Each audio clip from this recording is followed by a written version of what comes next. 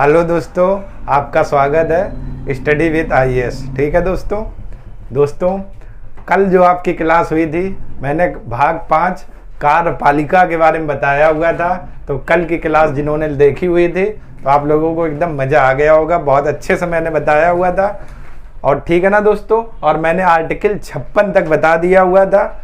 आज दोस्तों उसी के आगे क्लास शुरू करेंगे। ठीक, तो जो भी लोग हमारे इस चैनल से जुड़े हुए हैं तो आप लोग चैनल को लाइक करें, सब्सक्राइब करें, ज़्यादा से ज़्यादा शेयर करें। और दोस्तों मैं आप लोगों से अनुरोध करता हूं कि आप लोग कमेंट करिए और जितना ज़्यादा आप लोग कमेंट करेंगे, ठीक है ना, क्वेश्चन को लेकर, उतना हम आपसे जुड़ने का प्रयास करेंगे और आपके क्वेश्चनों का आंसर देने की पूर्णतः कोशिश करेंगे। ठीक है दोस्तों, तो आप लोग हमसे जुड़िए और क्लास का अंदर। ठीक दोस्तों, तो आज की क्लास दोस्तों शुरू करते हैं, लेकिन उससे पहले कुछ रोमांटिक हो जाए तो ज़रा ध्यान से सुनिएगा कि बाहर होती तो तितलियां जरूर आती, और कोई रोता तो सिसकियां जरूर आती। बाहर होती तो तितलियां जरूर आती, कोई रोता तो सिसकियां जरूर आती। और कहने को तो लोग कह देते हैं कि हम आपको याद करते हैं, अगर याद करते होते तो हिचकियां जरूर आती। शुरू करते हैं दोस्तों आज की क्लास इस खूबसूरत शायरी के साथ, भाग 5। और बात किस पर हो रही दोस्तों? राष्ट्रपति को लेकर। ठीक, तो आइए आप लोग देखते हैं राष्ट्रपति। ठीक दोस्तों, हेडिंग पड़ी हुई राष्ट्रपति और बात करते हैं अनुच्छेद 57। ठीक है ना, अनुच्छेद 57 वर्डिंग लिखी हुई है पुनर्निर्वाचन के लिए पात्रता। ठीक है ना, अनुच्छेद 57 यानी 57 में क्या है? पुनर्निर्वाचन के लिए पात्रता। ठीक, इसका मतलब क्या हुआ? पुनर्निर्वाचन मतलब दोबारा से निर्वाचन। मतलब ये हुआ अगर कोई व्यक्ति, ठीक दोस्तों ध्यान से देखिएगा, अगर कोई व्यक्ति, ठीक है ना, अगर कोई व्यक्ति एक बार राष्ट्रपति बन चुका है, ठीक है ना, या राष्ट्रपति के पद पर रह चुका है, ठीक है ना, या राष्ट्रपति के पद पर कार्य कर रहा है, ठीक, तो आगे भी वह पुनर्निर्वाचन का क्या होगा? पात्र होगा, यानी दोबारा भी वह क्या बन सकता है। और अपने यहाँ ऐसी कोई लिमिट नहीं है, कोई कितने भी बार भी बने। ठीक है ना, तो पुनर्निर्वाचन की जो ठीक प्रक्रिया दी गई है, ठीक पात्रता दी गई है, ठीक है ना, पात्रता सॉरी दोस्तों, ये आपका अनुच्छेद 57 में दी गई है। और क्या बोला गया? कोई व्यक्ति जो राष्ट्रपति के रूप में पद धारण करता है या कर चुका है तो वह इस पद को दोबारा भी धारण कर सकता है, या फिर ऐसे कह सकते हो आप लोग, वह पुनर्निर्वाचन का क्या हो जाएगा? पात्र होगा। ठीक, अपने यहाँ ऐसी कोई भाई लिमिट तो दी नहीं है दोस्तों। ठीक, उन्होंने बताया ये हुआ कि कोई व्यक्ति अगर राष्ट्रपति है तो दोबारा से भी बन सकता है, दोबारा कितनी बार भी। ठीक दोस्तों, ठीक है ना, ये मतलब हुआ क्या? पुनर्निर्वाचन की पात्रता के लिए। ठीक है ना दोस्तों। इसके बाद दोस्तों आगे देखते हैं अनुच्छेद 58 क्या कहा गया है? राष्ट्रपति की योग्यताएं। ठीक है ना दोस्तों, तो योग्यताओं से आप मतलब समझ रहे होंगे। ठीक, योग्यताएं क्या? एक तो पॉइंट सभी में कॉमन रहता है, क्या? नंबर 1 देखिए, पहला पॉइंट हुआ है भारत का नागरिक हो। ये तो सभी में कॉमन रहता हुआ है, भारत का क्या हो? नागरिक हो। ठीक है ना दोस्तों, वह भारत का नागरिक हो। पहला पॉइंट ये सभी में कॉमन रहता हुआ है, भारत का क्या हो दोस्तों? नागरिक हो। अगर दूसरे पॉइंट की बात करें तो 35 वर्ष की आयु पूरी कर चुका हो। ठीक है ना, यानी 35 वर्ष की आयु पूरी कर चुका हो, आयु पूरी कर चुका हो। ठीक है ना दोस्तों, पूरी कर चुका हो। कौन? जो व्यक्ति राष्ट्रपति के रूप में खड़ा है, तो उसकी आयु कितनी होनी चाहिए? 35 वर्ष। ठीक है ना। इसके बाद तीसरे की बात करें दोस्तों तो लोकसभा का सदस्य निर्वाचित होने की योग्यता हो या रखता हो। तो लोकसभा का सदस्य निर्वाचित होने की योग्यता रखता हो, निर्वाचित होने की योग्यता रखता हो,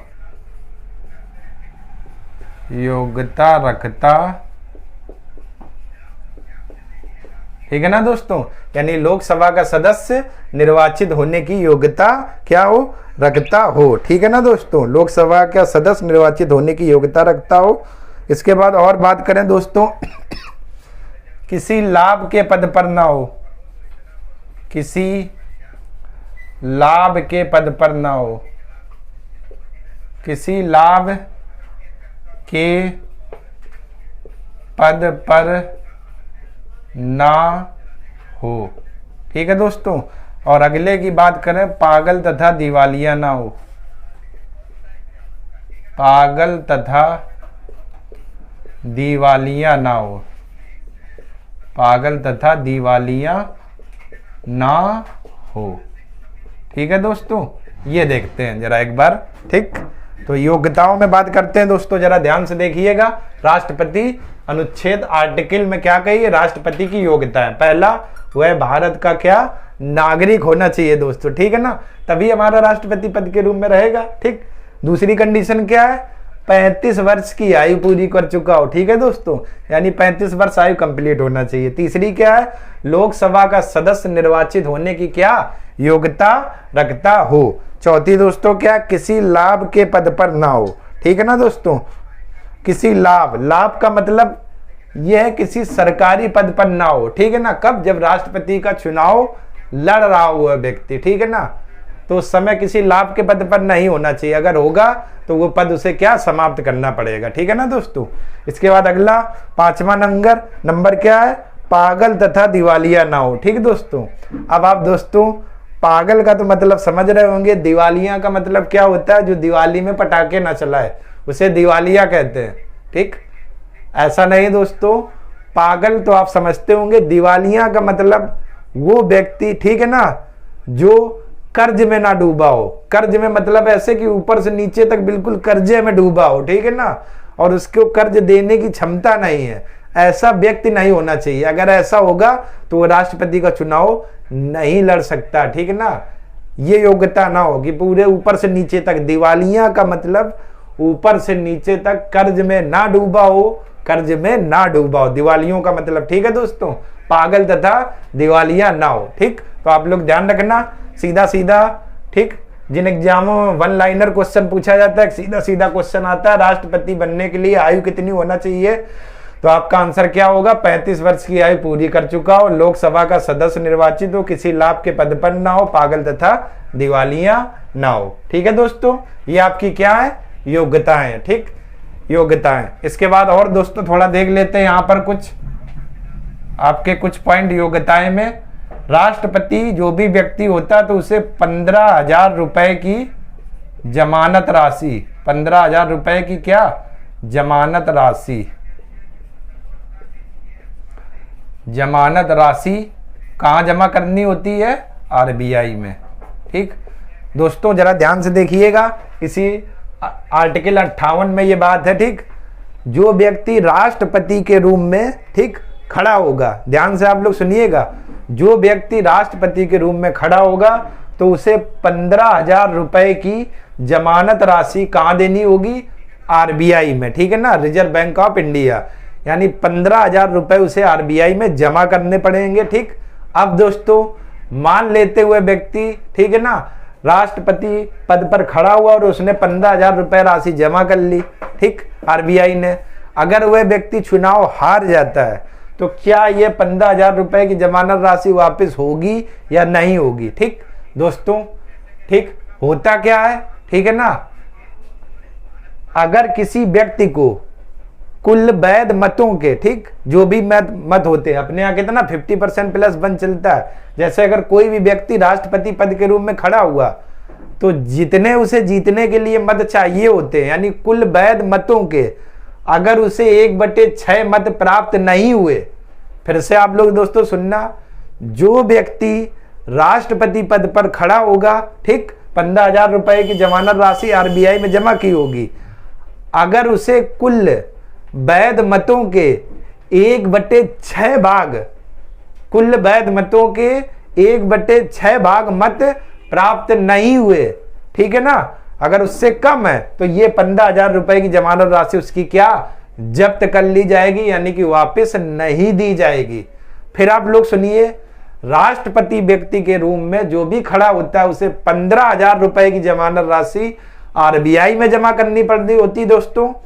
अगर ठीक, अगर वो चुनाव लड़ रहा है तो उसे जीतने के जितने मत होते हैं, ठीक, कुल वैध मतों के 1/6 मत प्राप्त करना है। ठीक, कुल वैध मतों के, मान लेते हैं जैसे हमें सपोज कोई काल्पनिक आंकड़ा ले लेते, जैसे हमें 400 मत चाहिए, जीत के लिए 400 है, तो 400 का कितना 1/6 निकालोगे तो आपका कितना हो जाएगा, 6 पंचे 30, नहीं 6 36, 4 बचा, ठीक है ना, और फिर 6 36, ठीक, लगभग कुछ इतने, यानी कि 67 मान लेते हैं, 1/6 67 मत चाहिए। अगर इससे कम हुए तो उसकी ये जमानत राशि क्या जब्त कर ली जाएगी, जब्त कर ली जाएगी। ठीक, ये कंडीशन दोस्तों कब है, अगर कोई व्यक्ति कुल वैध मतों के 1/6 मत प्राप्त नहीं करता है तो उसकी जमानत राशि जो है दोस्तों वो जब्त कर ली जाएगी, जब्त कर ली जाएगी। क्लियर आप दोस्तों, अब समझ गए होंगे, ठीक है ना, इसका मतलब आप लोग, ठीक। तो एक बार देख लेते हैं अनुच्छेद 57 पुनर्निर्वाचन के लिए पात्रता। अगर कोई व्यक्ति जो राष्ट्रपति के रूप में पद धारण करता है, कर चुका है, तो वह पुनर्निर्वाचन का क्या होगा दोस्तों, पात्र होगा। अनुच्छेद 58 राष्ट्रपति की योग्यताएं, वह भारत का नागरिक हो, 35 वर्ष की आयु पूरी कर चुका हो, लोकसभा का सदस्य निर्वाचित होने की योग्यता रखता हो, किसी लाभ के पद पर ना हो, पागल तथा दिवालिया ना हो, और जो भी व्यक्ति राष्ट्रपति का चुनाव लड़ेगा उसे 15,000 रुपए की जमानत राशि कहाँ आरबीआई में जमा करनी पड़ती है। ये तभी जब्त होगी जब कुल वैध मतों के 1/6 मत नहीं प्राप्त होंगे, तो उसकी जमानत राशि क्या दोस्तों, जब्त कर ली जाएगी, जब्त कर ली जाएगी। ठीक दोस्तों, मैं उम्मीद करता हूं दोस्तों आपको बिल्कुल अब क्लियर समझ में आ गया होगा। ठीक, तो अगर आपको वास्तव में समझ में आ गया दोस्तों तो एक बार जरा आप लोग बहुत अच्छे से स्क्रीनशॉट ले लीजिए, इसके बाद आगे बात करते हैं। तो एक बार आप लोग जरा स्क्रीनशॉट ले लो, इसके बाद आगे बात करते हैं। ठीक है दोस्तों, आगे देखते हैं अनुच्छेद 59 यानी कि 59, ठीक है ना दोस्तों, अनुच्छेद 59 यानी कि 59 क्या लिखा हुआ है, राष्ट्रपति संसद, ठीक, अथवा राज्य विधानमंडल के किसी भी, ठीक, सदन का सदस्य नहीं होगा। यदि सदस्य है तो निर्वाचन की तिथि जिस दिन होगी उस दिन से उसका स्थान क्या रिक्त समझा जाएगा। ठीक है ना दोस्तों, यानी ये वर्डिंग दी, यानी कि जो भी कोई व्यक्ति अगर राष्ट्रपति बनेगा तो वह संसद अथवा राज्य विधानमंडल के किसी भी सदन का सदस्य नहीं होगा। ठीक, यदि सदस्य है तो निर्वाचन की तिथि से उसका स्थान क्या सदन में रिक्त मान लिया जाएगा। तो सीधा सीधा है दोस्तों, अगर कोई व्यक्ति संसद या राज्य विधानमंडल के किसी भी सदन का सदस्य है, ठीक, तो ठीक है, तो उसे करना क्या होगा, ठीक, जब वो राष्ट्रपति के रूप में खड़ा होगा, ठीक, अगर वो सदस्य है तो जिस दिन से उसका निर्वाचन होगा या निर्वाचन की तिथि होगी उस दिन से उसका जो वो सदस्यतापन है वो क्या हो जाएगी, खत्म हो जाएगी। ठीक, यानी उसका स्थान क्या रिक्त समझा जाएगा दोस्तों, क्या रिक्त समझा जाएगा उस सदन से। ठीक, ये मतलब है। और ये बात किस में कही गई है, अनुच्छेद 59 में। ठीक है ना, विधानमंडल में अगर किसी भी सदन का कोई व्यक्ति सदस्य है तो अगर निर्वाचन की तिथि हुई जिस दिन से तो उसका स्थान क्या रिक्त समझा जाएगा। ठीक, इसके बाद दोस्तों अगला जो अनुच्छेद है, अनुच्छेद 60 क्या कहता है, राष्ट्रपति को शपथ। और दोस्तों आप लोग ये स्टार जो देख रहे हैं, ठीक, मोस्ट इंपॉर्टेंट, बहुत आता है आपके पीसीएस आरओ एग्जाम में कि राष्ट्रपति को शपथ ग्रहण का प्रावधान किस अनुच्छेद में है, तो आपका आंसर क्या होगा, अनुच्छेद 7। मोस्ट इंपॉर्टेंट, बहुत आता है दोस्तों, आप लोग टिक कर लेना, बहुत पूछा जाता है। अनुच्छेद 60 राष्ट्रपति को शपथ, ठीक है ना, कौन दिलाता है दोस्तों, जरा देखते हैं। राष्ट्रपति को शपथ, राष्ट्रपति को शपथ, ठीक है ना, शपथ सुप्रीम कोर्ट के मुख्य न्यायाधीश दिलाते हैं। कौन से कोर्ट के, सुप्रीम कोर्ट के मुख्य न्यायाधीश, सुप्रीम कोर्ट के मुख्य न्यायाधीश दिलाते हैं। ठीक है दोस्तों, यानी राष्ट्रपति को जो शपथ दिलाते हैं वो कौन? सुप्रीम कोर्ट के मुख्य न्यायाधीश। वर्डिंग देखिएगा, सुप्रीम कोर्ट के, ठीक है ना, सुप्रीम कोर्ट दोस्तों, या एससी, ठीक है ना, या सर्वोच्चतम न्यायालय, ठीक, ये एक ही बात है, ठीक है ना, या सर्वोच्च न्यायालय या सर्वोत्तम न्यायालय और सुप्रीम कोर्ट, ये तीनों एक ही कोर्ट के नाम है, ठीक है ना। उच्च न्यायालय या उच्चतम न्यायालय ये अलग हो जाता है, ये हाई कोर्ट की बात हो रही, ठीक है दोस्तों। तो ये आप लोग ध्यान रखिएगा, राष्ट्रपति को शपथ सुप्रीम कोर्ट के मुख्य न्यायाधीश दिलाते हैं, ठीक।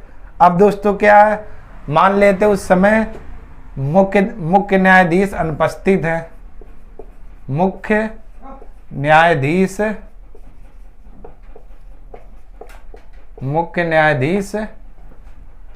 अनुपस्थित हैं,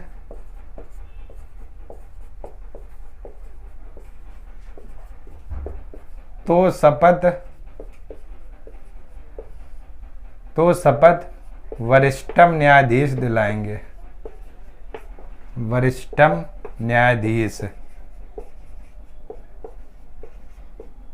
न्यायाधीश दिलाएंगे, ठीक। ये मतलब हुआ दोस्तों, ठीक है ना। यानी राष्ट्रपति को शपथ वैसे तो कौन दिलाता है? सुप्रीम कोर्ट के मुख्य न्यायाधीश। अगर किसी कारण बस मुख्य न्यायाधीश वहां पर नहीं है, ठीक है ना, तो इनके नीचे जो भी वरिष्ठ होगा या दूसरे नंबर पर होगा, ठीक है ना, वही लिखा हुआ है, तो शपथ वरिष्ठतम न्यायाधीश किस कोर्ट के? सुप्रीम कोर्ट के दिलाएंगे। जैसे एक मुख्य न्यायाधीश होता है, प्रमुख जो होता है, अगर वो नहीं है तो इनके बाद जो भी वरिष्ठ आता है या जो भी आएगा वो राष्ट्रपति को क्या दिलाएगा दोस्तों? शपथ दिलाएगा। राष्ट्रपति को क्या दिलाएगा? शपथ दिलाएगा, ठीक दोस्तों। यहां से आप क्लियर हो गया। अनुच्छेद 60 राष्ट्रपति को शपथ। अगर राष्ट्रपति को शपथ सुप्रीम कोर्ट के मुख्य न्यायाधीश दिलाते हैं, अगर मुख्य न्यायाधीश नहीं है तो वरिष्ठतम न्यायाधीश दोस्तों। अगर वरिष्ठतम भी नहीं है तो उनके बाद जो भी वरिष्ठतम होगा यानी तीसरे नंबर का, वो शपथ दिलाएगा, ठीक दोस्तों। क्लियर हो गया होगा आप लोगों को यहां तक, ठीक। और आप लोग ये आर्टिकल जो 60 लिखा हुआ दोस्तों इंपॉर्टेंट रखना, क्योंकि यहां से बहुत सवाल पूछा जाता है और मोस्ट इंपॉर्टेंट, ठीक। तो एक बार जरा इतने का स्क्रीनशॉट ले लीजिए आप लोग। इसके बाद आर्टिकल 61 की बात करें, मोस्ट इंपॉर्टेंट रहेगा, ठीक है दोस्तों। ठीक है दोस्तों, आगे बात करते हैं, जरा देखिए अनुच्छेद 61, ठीक दोस्तों। और मोस्ट इंपॉर्टेंट ये भी बहुत आता है आपके एग्जाम में, 60 और 61, इसलिए मैंने स्टार लगा दी। और क्या है? राष्ट्रपति पर महाभियोग, ठीक। महाभियोग की प्रक्रिया, ऐसे लिख लो, महाभियोग की प्रक्रिया किस पर? राष्ट्रपति पर, ठीक है ना दोस्तों। महाभियोग की प्रक्रिया का मतलब राष्ट्रपति को अपने पद से हटाना, ठीक है ना दोस्तों। यानी महाभियोग की प्रक्रिया का मतलब दोस्तों राष्ट्रपति को अपने पद से हटाना, अपने पद से हटाना, ठीक है दोस्तों। अब देखते हैं प्रक्रिया क्या होती है, तो बहुत अच्छे से आप लोग समझिएगा दोस्तों, ठीक है ना, तो बहुत अच्छे से समझिएगा, ठीक। जरा देखते हैं दोस्तों राष्ट्रपति पर महाभियोग की प्रक्रिया क्या होती है। मान लेते हैं ये आपकी राज्यसभा है, बहुत अच्छे से ये समझ लेना दोस्तों, किताबों में अजीबो लैंग्वेज लिखी हुई है, राज्यसभा, और दोस्तों ये हमारी लोकसभा है, ठीक है दोस्तों। राज्यसभा, लोकसभा, और ये हमारे राष्ट्रपति हो गए,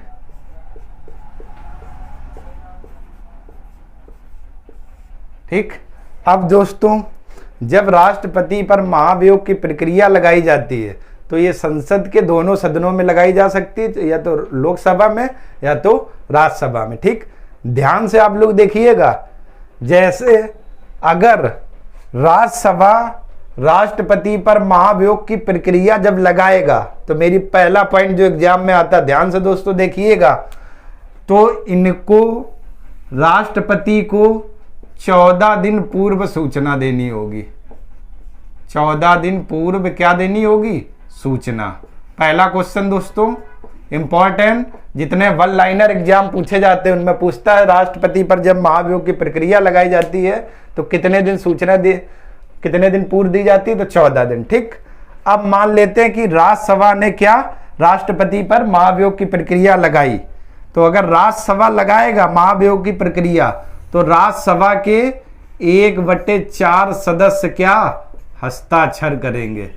ठीक है ना, 1/4 सदस्य क्या करेंगे, हस्ताक्षर। ठीक, 1/4 सदस्य, ठीक, राज्यसभा के 1/4 सदस्य हस्ताक्षर कर दिए। ठीक है ना, 1/4 सदस्य, ठीक, हस्ताक्षर कर दिए। अब ये प्रस्ताव 1/4 सदस्यों का प्रस्ताव किसके पास गया दोस्तों, राष्ट्रपति के पास। ठीक है ना, 1/4 सदस्यों का जो प्रस्ताव है किसके पास गया, राष्ट्रपति के पास। ठीक, 14 दिन पूर्व की सूचना देकर। अब राष्ट्रपति अपने बचाव के लिए या तो स्वयं यहां पर आ सकते हैं। ठीक है ना, कि देखो जाके भाई क्या मामला है, मुझ पर महाभियोग की प्रक्रिया क्यों लगाई गई है या क्यों हटाया गया, या किसी व्यक्ति को भेज सकते हैं। ठीक, तो मान लेते हैं कि राष्ट्रपति यहां पर राज्यसभा में आए या इन्होंने किसी व्यक्ति को भेजा और क्या इस पर जांच हुई।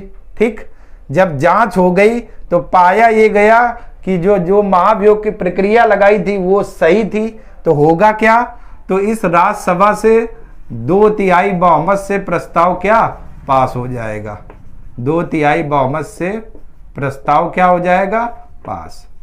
यानी राज्यसभा के कितने सदस्य, ठीक है ना, राज्यसभा के 2/3 सदस्यों के बहुमत से प्रस्ताव क्या पास हो जाएगा। ठीक, फिर यही प्रस्ताव कहां जाएगा, लोकसभा में जाएगा। ठीक, लोकसभा में गया, यहां से भाई 2/3 बहुमत से हमने प्रस्ताव पास कर लिया, कहां से, राज्यसभा में।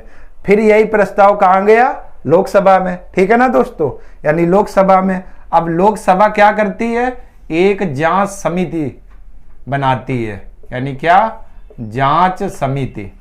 ठीक है ना, जांच समिति। ठीक, जब ये प्रस्ताव पास होकर कहां गया, लोकसभा में, प्रस्ताव पास, यहां पर मैं लिख दे रहा हूं प्रस्ताव पास। ठीक, और ये कहां गया, लोकसभा में। अब लोकसभा एक जांच समिति बनाती है। ठीक, और ये जांच समिति किसकी जांच करती है, राष्ट्रपति की क्या करती है, जांच। ठीक, अब जांच करने के बाद क्या हो गया, मान लीजिए इस समिति ने अपनी रिपोर्ट दे दी किनको, लोकसभा, कि इन पर जो महाभियोग राष्ट्रपति पर लगाया गया था वो सही है, तो लोकसभा क्या कर देगी, लोकसभा भी 2/3 बहुमत से क्या, 2/3 बहुमत से प्रस्ताव पास कर देगी। 2/3 बहुमत से प्रस्ताव क्या कर देगी, 2/3 बहुमत से प्रस्ताव पास कर देगी। और जैसे ही प्रस्ताव पास हो जाएगा, राष्ट्रपति को फिर क्या देना पड़ेगा, त्याग पत्र दोस्तों देना पड़ेगा। इसी प्रक्रिया को क्या बोला जाता है, ठीक है ना, महाभियोग की प्रक्रिया और महाभियोग की प्रक्रिया। ठीक है ना दोस्तों, इसी प्रक्रिया को क्या बोला जाता है, महाभियोग की प्रक्रिया। ठीक है ना दोस्तों, ठीक, ये मतलब हुआ। ठीक, तो यहां पर अगर एग्जैक्ट अगर आप बहुत अच्छे से लिखना चाहो तो ऐसे कर सकते हो, 2/3 सदस्यों के बहुमत से प्रस्ताव पास। और यहां पर भी ऐसे ही आप लिख लगते हो तो ज्यादा बेस्ट रहेगा, क्योंकि समझने में आपको कोई दिक्कत नहीं होगी। 2/3 सदस्यों के, ठीक है ना, के बहुमत से पास। ठीक, ये मतलब हुआ। ठीक है दोस्तों, एक बार और देख लेते जरा। जैसे अगर राज्यसभा ने, ठीक, राष्ट्रपति पर महाभियोग की प्रक्रिया लगाई, तो इस सभा को 14 दिन पूर्व सूचना देगी होगी, किन्हें, राष्ट्रपति को। और राज्यसभा के 1/4 सदस्य इस पर क्या, प्रस्ताव पर हस्ताक्षर करेंगे। ठीक, और जैसे ये प्रस्ताव राष्ट्रपति पर पहुंचेगा तो राष्ट्रपति अपने बचाव के लिए या तो स्वयं यहां पर आ सकते हैं या किसी अन्य को भेज सकते हैं। मान लेते हैं कि ये आए यहां पर, ठीक, और इन्होंने अपने बचाव के लिए पक्ष रखा लेकिन ये अपना बचाव नहीं कर पाए, तो राज्यसभा के 2/3 सदस्य क्या बहुमत से प्रस्ताव पास कर देंगे। फिर ये प्रस्ताव लोकसभा में दोस्तों जाएगा। ठीक, लोकसभा एक जांच समिति का निर्माण करती है और ये समिति राष्ट्रपति की जांच करती है और अपनी रिपोर्ट लोकसभा को क्या सौंपती है। ठीक, और मैं एरो लगा देता हूं, जांच करने के बाद यहां पर लोकसभा को रिपोर्ट देती है कौन सी, जांच समिति। ठीक, अब मान लेते जांच समिति ने ये पाया कि जो ये महाभियोग का प्रस्ताव था ये सही है, तो लोकसभा के कितने सदस्य, 2/3 सदस्यों के बहुमत से क्या प्रस्ताव पास हो जाएगा। जैसे ही पास होगा उसी दिन से राष्ट्रपति को क्या त्याग पत्र देना होगा, त्याग पत्र देना होगा। ठीक है ना दोस्तों। ठीक, कहने का मतलब जो भी सदन राष्ट्रपति पर महाभियोग की प्रक्रिया लगाएगा उसके 1/4 सदस्यों के हस्ताक्षर होना चाहिए और राष्ट्रपति को 14 दिन पूर्व क्या सूचना दी जाएगी। फिर वही 1/4 सदस्यों के जो हस्ताक्षर हैं, ठीक, वो प्रस्ताव कहां पर जाएगा, राष्ट्रपति के पास। यानी राष्ट्रपति या तो स्वयं आ सकते या किसी अन्य को भेज सकते अपने बचाव के लिए। ठीक, यहां पर आएंगे इस सदन में, अगर यहां पर वो अपना बचाव नहीं कर पाते हैं तो राज्यसभा के 2/3 सदस्यों के बहुमत से प्रस्ताव पास हो जाएगा और ये प्रस्ताव फिर लोकसभा में जाएगा दोस्तों, और लोकसभा एक जांच समिति का निर्माण करेगी और ये राष्ट्रपति को की जांच करेगी और अपनी रिपोर्ट कहां देगी, लोकसभा को। अगर रिपोर्ट में पाया गया कि महाभियोग की प्रक्रिया सही है तो लोकसभा के 2/3 सदस्यों के बहुमत से प्रस्ताव क्या पास हो जाएगा और राष्ट्रपति को अपने पद से क्या त्याग पत्र देना होगा। ठीक है ना दोस्तों, यानी राष्ट्रपति को अपने पद से क्या त्याग पत्र देना होगा। ठीक है ना। इसके बाद दोस्तों मेरा आप लोगों से क्वेश्चन ये है, अभी तक भारत में ऐसे कुल कितने राष्ट्रपति हैं जिन पर महाभियोग की प्रक्रिया लगाई जा चुकी है। आप लोग कमेंट करिए और इसका आंसर दीजिए और मैं आप लोगों के कमेंट का क्या इंतजार करूंगा। अभी तक कितने ऐसे राष्ट्रपति हैं जिन पर महाभियोग की क्या प्रक्रिया लगाई जा चुकी है। ठीक, तो एक बार दोस्तों आप लोग जरा स्क्रीनशॉट ले लीजिए, इसके बाद आगे बात करते हैं। ठीक है दोस्तों, तो आप लोगों ने देख लिया राष्ट्रपति पर महाभियोग की क्या प्रक्रिया। ठीक, अब दोस्तों एक पॉइंट आप लोग उसी राष्ट्रपति में महाभियोग की प्रक्रिया में बढ़ा लेना, वो क्या है कि जब राष्ट्रपति पर, क्योंकि आईएएस के प्री में सवाल बनता है, जब राष्ट्रपति पर महाभियोग की प्रक्रिया लगाई जाती है, ठीक, तो दोनों सदस्य भाग लेते हैं, यानी संसद के दोनों सदस्य, मतलब निर्वाचित भी भाग लेते हैं और मनोनीत भी भाग लेते हैं। ठीक है ना, ध्यान से सुनिएगा। राष्ट्रपति पर महाभियोग की प्रक्रिया के दौरान निर्वाचित और मनोनीत दोनों सदस्य भाग लेते हैं, लेकिन जब चुनाव होता है राष्ट्रपति का तो केवल और केवल निर्वाचित सदस्य भाग लेते हैं। अंतर दोस्तों देखिएगा, ऐसे ही कथन और कारण बन के आपके आईएएस के प्री में सवाल आते हैं, इसलिए आप लोग फिर सुनना। राष्ट्रपति पर जब महाभियोग की प्रक्रिया लगाई जाती है तो आपके निर्वाचित और मनोनीत दोनों सदस्य भाग लेते हैं। ये पॉइंट दोस्तों आप लोग याद रखना या उसी में बढ़ा लेना आप लोग महाभियोग की प्रक्रिया में। जो मैंने अभी बताया था, ये छूट गया था कि राष्ट्रपति के चुनाव में निर्वाचित और मनोनीत दोनों सदस्य भाग लेते हैं, दोनों सदस्य भाग लेते हैं। ठीक है दोस्तों, क्लियर हो गया होगा, क्योंकि ये कथन आपका बनकर आता है आईएएस के प्री एग्जाम में, तो इसलिए आप लोग ध्यान रखना। ठीक है ना, निर्वाचित और मनोनीत दोनों सदस्य भाग लेते हैं। इसके बाद अगला दोस्तों बात करते हैं अनुच्छेद 62, कहा गया राष्ट्रपति का पद रिक्त। ठीक, अनुच्छेद 62 में दोस्तों क्या कहा गया, राष्ट्रपति का पद रिक्त के संबंध में। ठीक, जरा देखते हैं। ठीक, क्या अगर राष्ट्रपति की मृत्यु हो जाती है या त्यागपत्र दे देते हैं या महाभियोग के कारण उनका पद रिक्त होने पर, ठीक, या राष्ट्रपति का पद रिक्त हो जाता है तो उपराष्ट्रपति कार्यवाहक राष्ट्रपति के रूप में कार्य करेंगे। ठीक, यदि उपराष्ट्रपति का भी पद रिक्त हो, ठीक, वर्डिंग देखिएगा दोस्तों, यदि उपराष्ट्रपति का पद रिक्त है तो मुख्य न्यायाधीश कार्यवाहक राष्ट्रपति के रूप में कार्य करेंगे।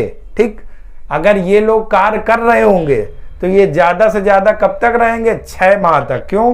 क्योंकि राष्ट्रपति का पद रिक्त होने पर 6 माह के अंदर चुनाव कराना आवश्यक होगा।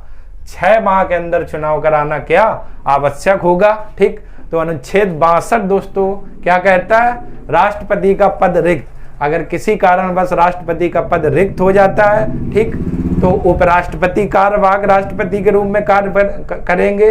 अगर उपराष्ट्रपति भी नहीं है, उनका पद रिक्त है, तो भारत के मुख्य न्यायाधीश कार्यवाहक राष्ट्रपति के रूप में कार्य करेंगे। और ये आर्टिकल दोस्तों आपका कौन सा कहता है, अनुच्छेद 62। ठीक है ना।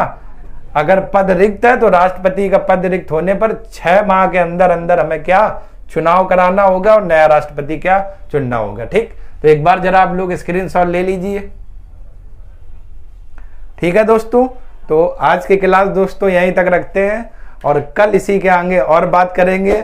तो दोस्तों अगर आपको लग रहा है कि मैं आपके लिए मेहनत कर रहा हूं, ठीक, इतना पढ़ने के बाद और आपका एक एक पॉइंट क्लियर हो रहा है, तो आप लोग दोस्तों चैनल को लाइक करें, सब्सक्राइब करें, शेयर करें। ठीक, ज़्यादा से ज़्यादा उन लोगों तक पहुंचाइए जहां हमारे चैनल की पहुंच नहीं। ठीक है ना दोस्तों, तब तक के लिए आपका धन्यवाद।